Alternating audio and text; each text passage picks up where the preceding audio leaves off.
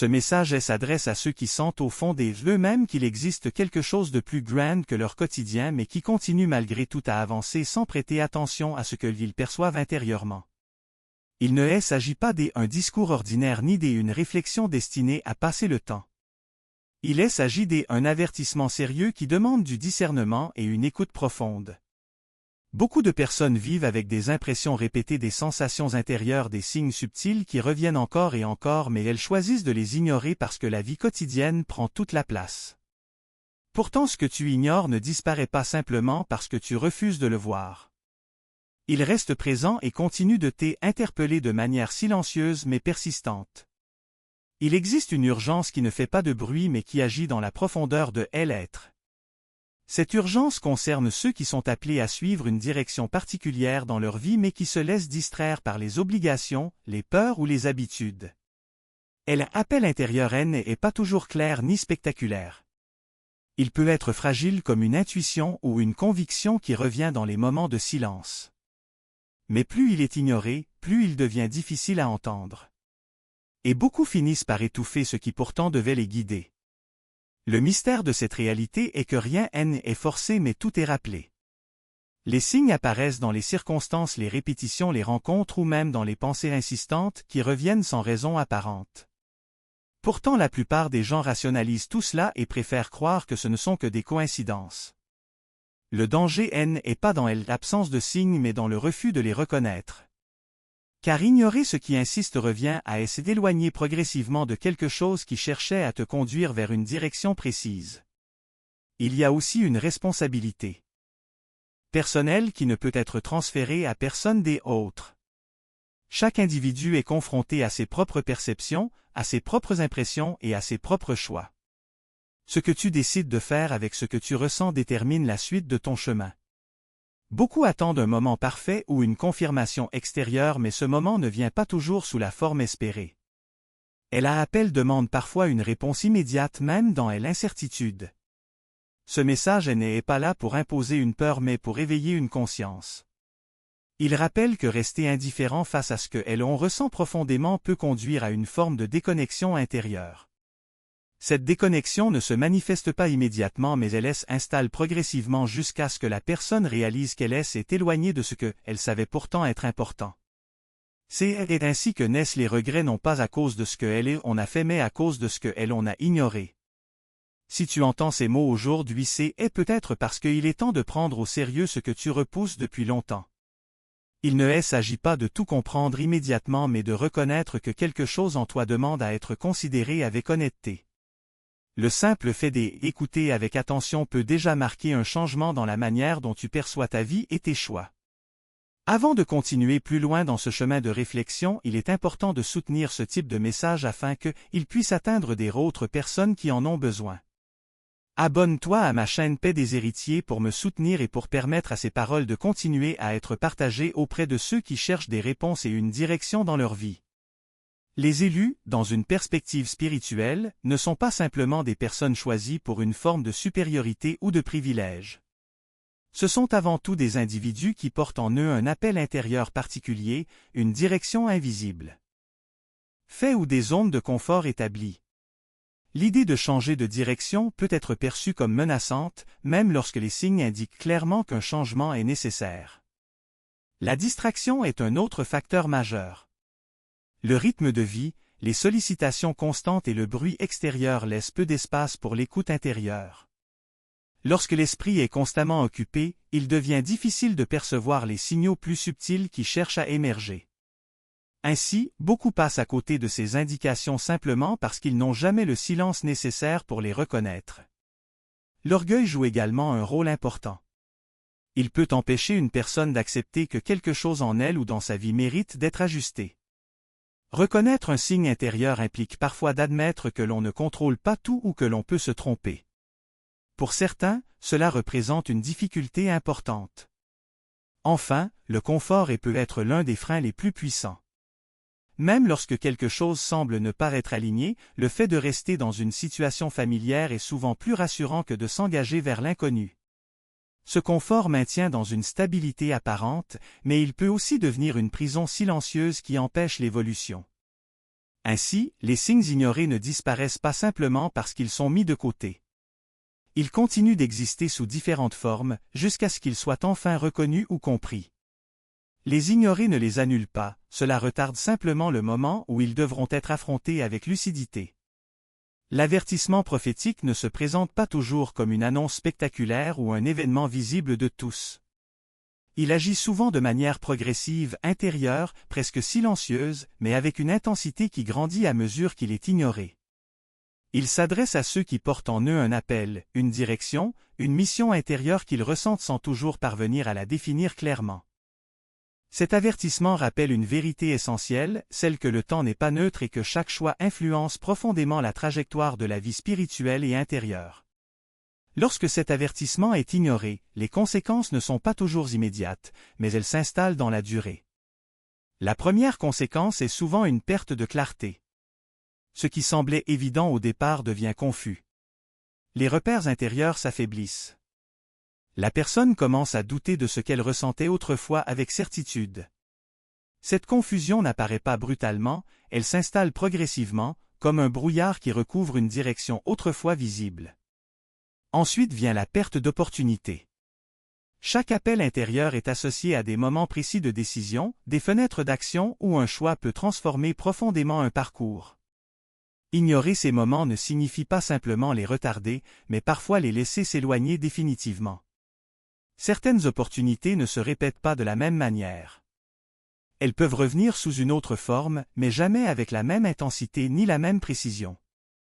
C'est ainsi que beaucoup réalisent trop tard qu'ils ont laissé passer des instants déterminants. L'éloignement de la mission intérieure est une autre conséquence majeure. Lorsqu'une personne ne répond pas aux signes et aux appels répétés, elle ne reste pas simplement au même endroit. Elle se déplace progressivement dans une autre direction.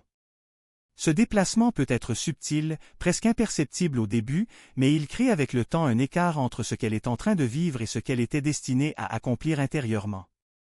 Cet écart devient ensuite plus difficile à combler, car il s'accompagne de nouvelles habitudes, de nouvelles priorités et d'une nouvelle perception de soi. L'avertissement prophétique insiste également sur la notion de responsabilité. Ce qui est vu, ressenti ou compris ne peut pas être totalement ignoré. Sans conséquence intérieure. Plus une personne perçoit clairement un appel et choisit de ne pas y répondre, plus elle entre dans une tension intérieure. Cette tension peut se manifester par un sentiment d'insatisfaction, une impression de stagnation ou une perte de sens. Ce n'est pas une punition extérieure, mais une conséquence naturelle du décalage entre ce que l'on ressent profondément et ce que l'on choisit de vivre. Le temps joue un rôle central dans cet avertissement. Il n'est pas infini dans sa dimension d'opportunité. Chaque période de vie contient des possibilités spécifiques. Certaines décisions doivent être prises dans des délais intérieurs qui ne sont pas toujours visibles mais qui sont ressentis. Lorsqu'on repousse constamment ce qui appelle à être fait, on entre dans une dynamique de retard intérieur. Et ce retard finit par modifier la qualité même du chemin emprunté. Il est important de comprendre que cet avertissement n'est pas destiné à générer de la peur, mais à réveiller une lucidité. La peur paralyse, mais la lucidité éclaire. L'objectif est de permettre une prise de conscience avant que certains décalages ne deviennent trop profonds pour être ignorés. Car le danger réel ne se situe pas uniquement dans les erreurs commises, mais dans l'habitude de ne pas écouter ce que l'on sait déjà au fond de soi. L'ignorance volontaire ou répétée des signes crée également une forme d'engourdissement intérieur. À force de ne pas répondre, la sensibilité aux appels diminue. Ce qui était autrefois clair devient de plus en plus flou. Ce phénomène peut conduire à une perte progressive de discernement, où la personne ne sait plus distinguer ce qui résonne profondément en elle de ce qui est simplement confortable ou facile. Pourtant, même dans ce contexte, l'avertissement ne ferme jamais totalement la porte. Il insiste, il revient, il se manifeste sous différentes formes jusqu'à ce qu'il soit reconnu. Mais plus il est retardé, plus le chemin pour y répondre devient exigeant. C'est pourquoi chaque décision compte. Chaque moment d'écoute ou de refus construit une direction intérieure. Et cette direction finit par devenir le cadre dans lequel la vie s'organise. Ainsi, l'avertissement prophétique est une invitation à ne pas banaliser ce qui se répète intérieurement. Il rappelle que l'inaction n'est jamais neutre, que le silence face à un appel n'est jamais vide et que le temps, une fois passé, ne revient pas sous la même forme. Reconnaître cela, c'est déjà commencer à se repositionner face à sa propre trajectoire. Les erreurs des élus ne sont pas des fautes exceptionnelles ou rares, elles sont souvent subtiles, quotidiennes et répétées. Elles ne viennent pas toujours d'un manque de capacité, mais plutôt d'un manque d'attention, de constance ou de clarté dans les décisions. Ceux qui portent un appel intérieur particulier ne sont pas à l'abri de ces erreurs, bien au contraire. Parce qu'ils perçoivent quelque chose de plus grand en eux, ils sont souvent confrontés à des tensions internes plus fortes, et c'est précisément dans ces tensions que naissent les dérives. Comprendre ces erreurs est essentiel, non pas pour juger, mais pour éveiller une conscience plus lucide de son propre chemin. La première erreur fréquente est la procrastination.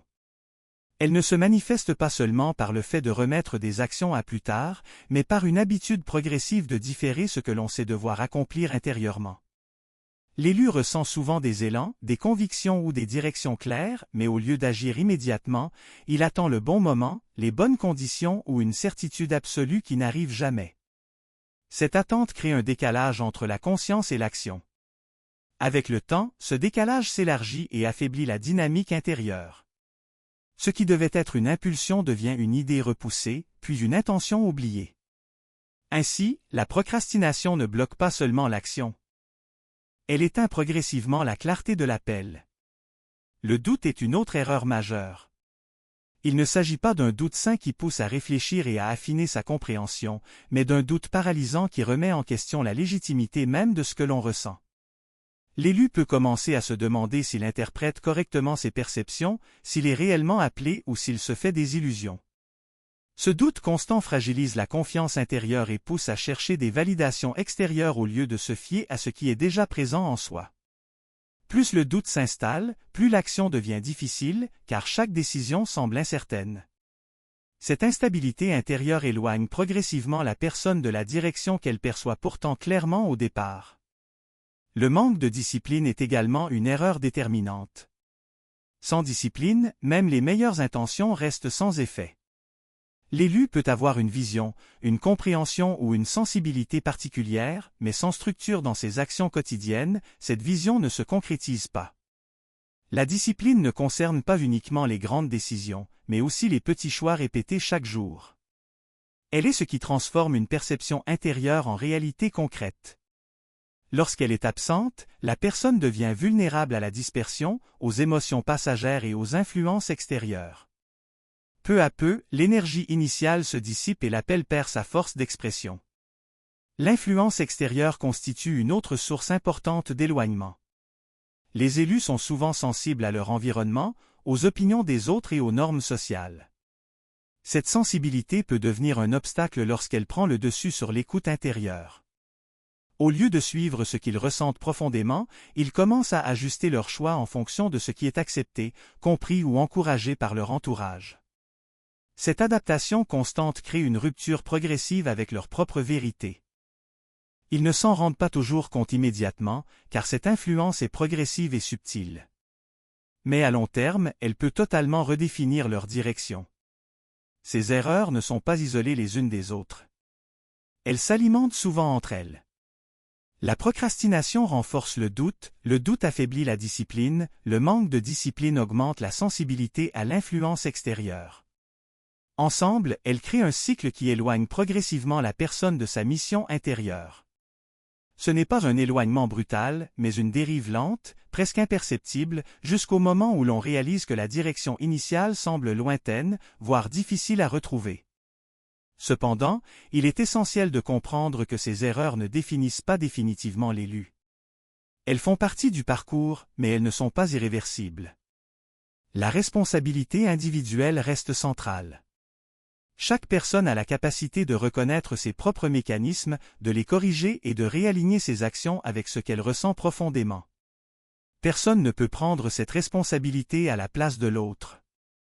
Même lorsque les influences extérieures sont fortes ou que les doutes sont nombreux, le choix final appartient toujours à l'individu. Cette responsabilité implique aussi une forme de lucidité.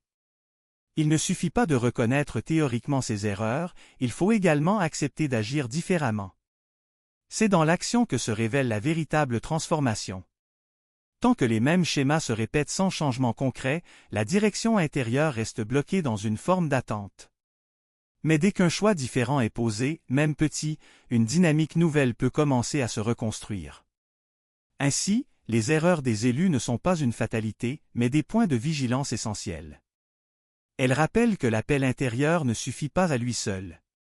Il doit être accompagné de décisions conscientes, d'une discipline régulière et d'une capacité à résister aux influences qui éloignent de la vérité personnelle. C'est dans cet équilibre que se joue la continuité du chemin et la possibilité de rester aligné avec ce qui a été perçu au plus profond de soi. Répondre à cet appel n'est pas un acte théorique ni une simple prise de conscience passagère. C'est une démarche intérieure qui exige de la sincérité, de la constance et surtout une volonté réelle de transformation. Beaucoup de personnes ressentent un appel intérieur, une forme d'élan ou de conviction profonde, mais peu prennent réellement le temps de s'y engager de manière concrète. Pourtant, cet appel ne demande pas seulement d'être compris, il demande à être incarné dans les choix quotidiens. La première étape pour répondre à cet appel est l'introspection. Il s'agit de prendre le temps de se regarder honnêtement, sans se fuir ni se justifier constamment. L'introspection permet de reconnaître ce que l'on ressent réellement, au-delà des distractions et des influences extérieures. C'est dans ce silence intérieur que certaines vérités émergent. Il ne s'agit pas de chercher des réponses complexes, mais de poser les bonnes questions. Qu'est-ce que je ressens profondément? Qu'est-ce qui revient en moi de manière constante? Qu'est-ce que je sais déjà mais que je repousse? Cette démarche demande du courage, car elle peut remettre en question des habitudes et des certitudes anciennes. Ensuite vient la discipline. Sans discipline, l'appel reste une perception sans conséquences réelles.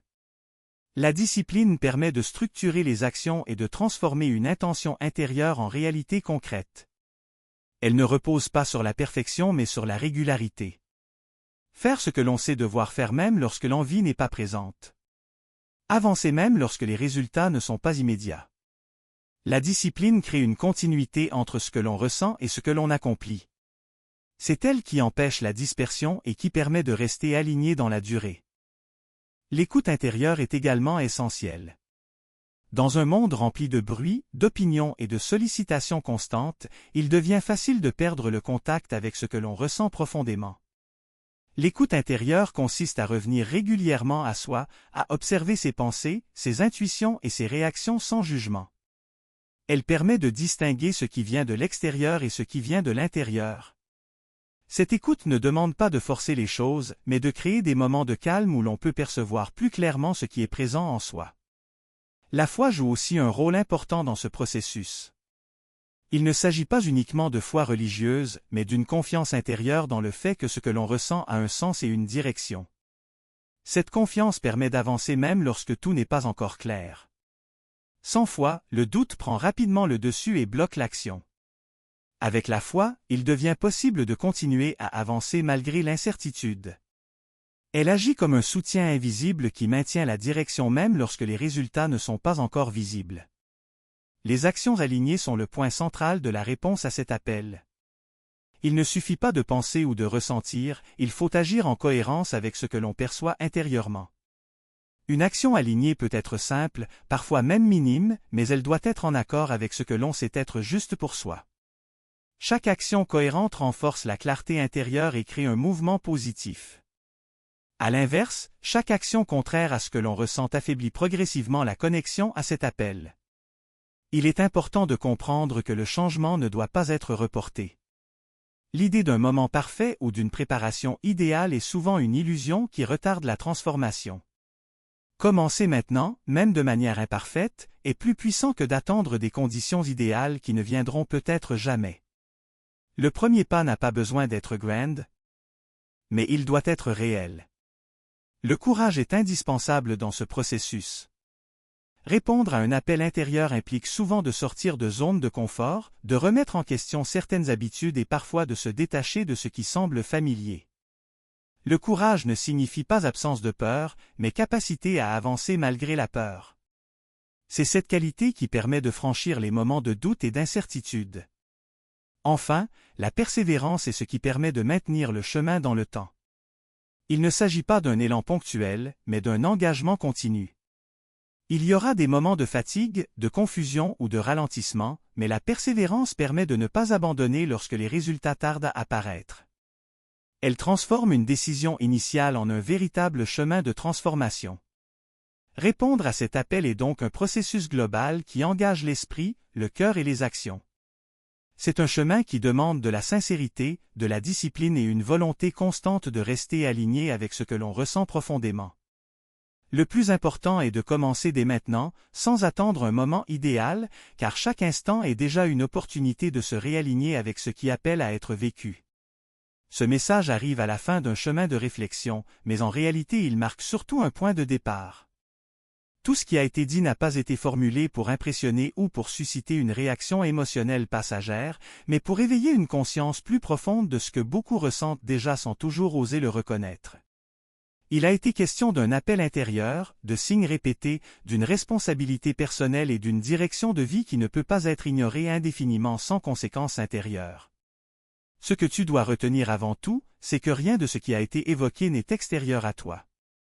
Les signes, les intuitions, les impressions profondes, les moments de clarté suivis de confusion, tout cela fait partie d'un langage intérieur que beaucoup choisissent d'ignorer ou de minimiser. Pourtant, ce langage ne disparaît pas. Il continue d'exister, de se manifester sous différentes formes, jusqu'à ce qu'il soit entendu ou qu'il devienne plus difficile à percevoir avec le temps. L'urgence de ce message ne vient pas d'une menace extérieure, mais d'un constat intérieur. Chaque personne qui ressent un appel et le repousse trop longtemps finit par créer une distance avec ce qu'elle est profondément appelée à devenir ou à accomplir. Cette distance ne se voit pas immédiatement, mais elle se ressent dans la durée par une forme de perte de clarté, de motivation ou de sens. C'est pourquoi le temps joue un rôle essentiel. Non pas parce qu'il impose une pression arbitraire, mais parce qu'il influence la manière dont les choix s'inscrivent dans la vie. Il est important de comprendre que cet avertissement n'est pas une condamnation. Il ne vient pas dire que tout est perdu ou que le chemin est fermé. Au contraire, il rappelle qu'il existe encore une possibilité de choix, une possibilité de retour à une écoute plus consciente, une possibilité de réalignement. Mais cette possibilité n'est pas garantie dans les mêmes conditions si elle est constamment repoussée. Elle demande une réponse, même imparfaite, mais réelle. Beaucoup de personnes attendent des signes encore plus clairs, des confirmations absolues ou des circonstances idéales pour agir. Mais la réalité de l'appel intérieur est souvent différente. Il se manifeste dans l'incertitude, dans les impressions répétées, dans les moments où quelque chose en soi insiste sans pouvoir être totalement expliqué. Attendre une certitude totale peut devenir une manière indirecte de fuir la responsabilité de décider. Ce message rappelle donc une chose essentielle. L'inaction est aussi un choix. Ignorer ce que l'on ressent profondément est aussi une direction.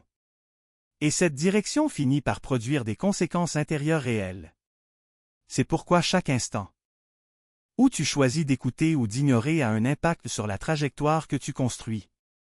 Mais il faut aussi garder en tête que rien n'est figé au moment où tu prends conscience de cela. La conscience est déjà un premier pas. Reconnaître qu'il existe en soi quelque chose qui appelle, qui insiste ou qui dérange est déjà une forme d'ouverture. À partir de là, tout dépend de la manière dont cette conscience est transformée en action. L'avertissement devient alors une opportunité. Une chance de réajuster, de réfléchir, de revenir à une forme d'alignement plus authentique avec ce que l'on ressent profondément. Ce n'est pas une pression destinée à écraser, mais une invitation à ne pas passer à côté de ce qui pourrait donner plus de sens, de cohérence et de direction à une vie intérieure parfois dispersée. Il est maintenant nécessaire de prendre un moment de véritable réflexion. Pas une réflexion rapide ou superficielle, mais une réflexion honnête et silencieuse. Qu'est-ce qui, en toi, a été reconnu mais repoussé? Qu'est-ce qui revient sans cesse sous différentes formes? Qu'est-ce que tu sais déjà mais que tu n'as pas encore choisi d'affronter pleinement? Et surtout, quelle décision prends-tu maintenant? Pas demain, pas plus tard, mais dans la lucidité de cet instant. Car chaque prise de conscience appelle une réponse, et chaque réponse construit une trajectoire. Ce message se termine, mais la question qu'il pose continue en toi.